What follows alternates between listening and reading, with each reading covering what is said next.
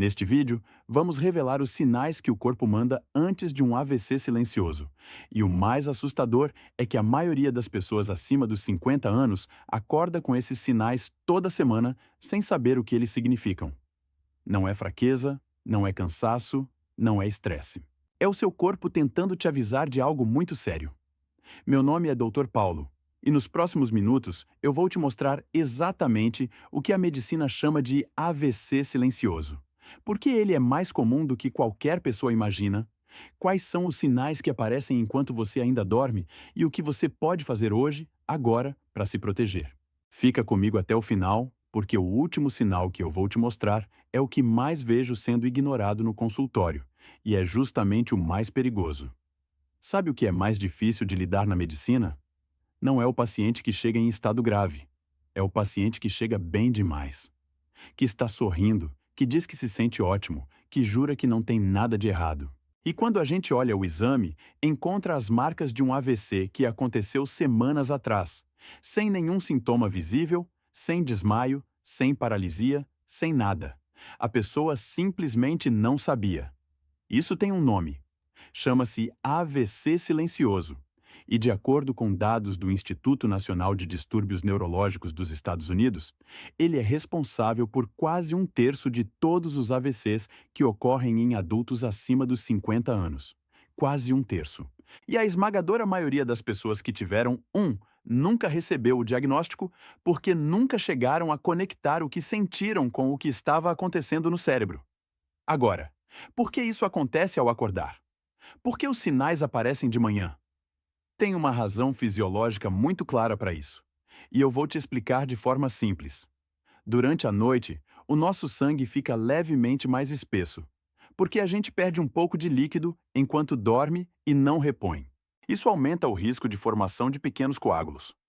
Além disso, nas primeiras horas da manhã, o coração começa a trabalhar mais forte para preparar o corpo para o dia, e a pressão arterial sobe naturalmente.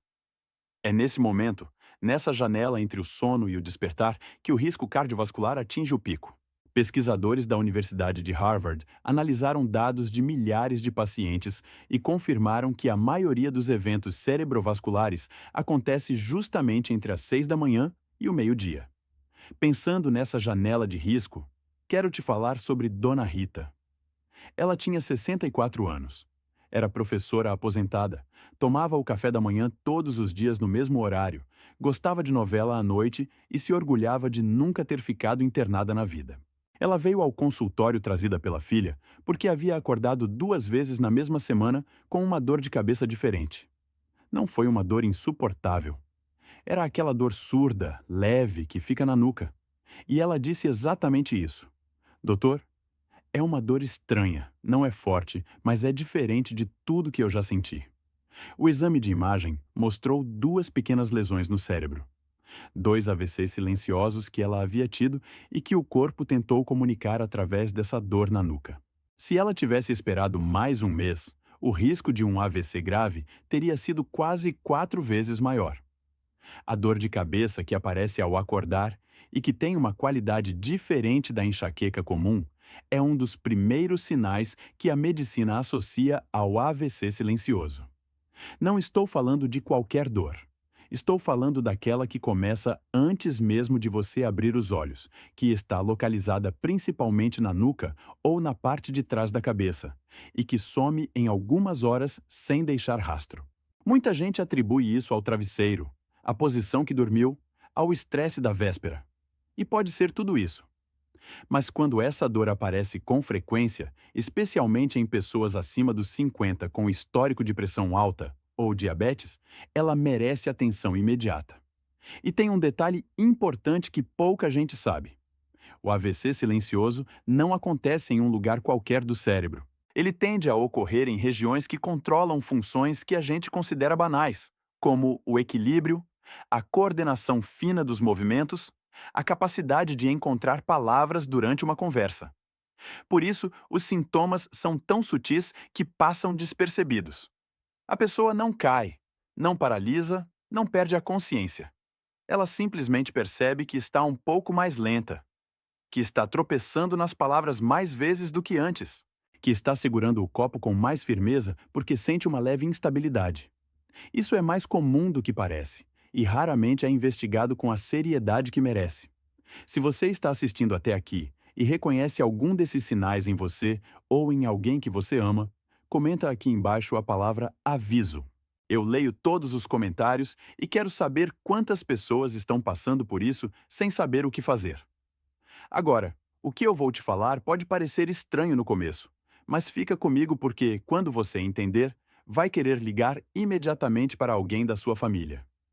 Um dos sinais mais ignorados do AVC silencioso não é físico, é cognitivo. E ele aparece justamente de manhã, quando o cérebro ainda está se reorganizando depois do sono. Estou falando de um tipo específico de confusão mental que dura poucos minutos ao acordar. Não é aquela sonolência normal que todo mundo sente. É uma desorientação breve, como se você levasse alguns instantes a mais para entender onde está, que horas são, o que vai fazer naquele dia. Alguns pacientes descrevem como acordar dentro de um sonho que ainda não terminou. Pesquisadores do Instituto do Coração de São Paulo publicaram dados mostrando que episódios de confusão mental matinal recorrentes, quando combinados com outros fatores de risco como hipertensão e glicemia elevada, aumentam em quase 3 vezes a probabilidade de um evento cerebrovascular nos 12 meses seguintes. 3 vezes. E a maioria das pessoas que relatam esse sintoma não menciona isso ao médico porque acha que é coisa da idade, que é normal, que vai passar. Não é normal. Não deveria ser ignorado. E definitivamente não vai simplesmente passar. Vou te contar o caso de seu Benedito, 71 anos, ex-contador, homem saudável pelo padrão geral.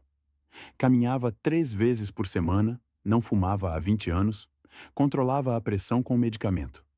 Ele veio ao consultório porque a esposa insistiu.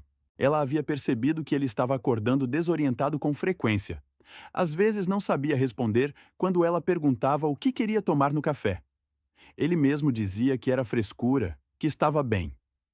Mas quando fizemos o exame, encontramos não uma, mas 3 lesões silenciosas no cérebro, acumuladas ao longo de meses. O Benedito saiu do consultório diferente de como entrou, não porque estava mais doente, mas porque finalmente sabia o que estava acontecendo. E quando você sabe, você pode agir.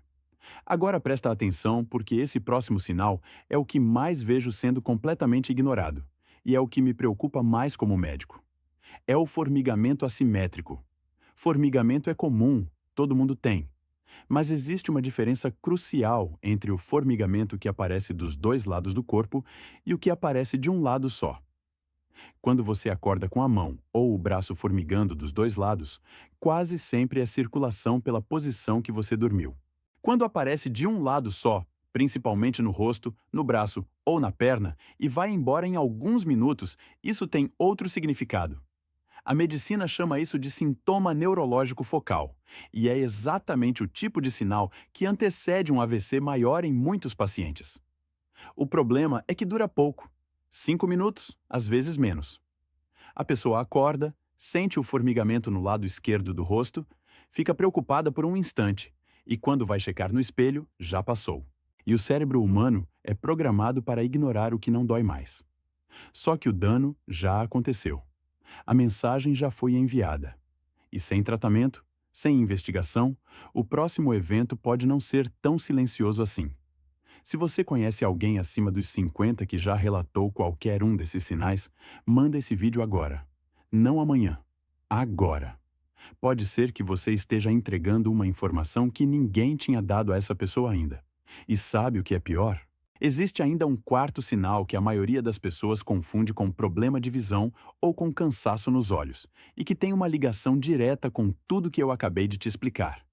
É a visão dupla ou embaçada que aparece ao acordar e some em poucos minutos. Diferente dos óculos que precisam ser trocados, diferente do olho ressecado pelo ar-condicionado, esse tipo de alteração visual é passageiro, súbito e unilateral, ou seja, afeta um olho mais do que o outro. Isso acontece porque o AVC silencioso pode comprometer pequenas áreas do cérebro responsáveis pelo processamento visual. E o sintoma aparece exatamente enquanto o cérebro está se reorganizando no início do dia.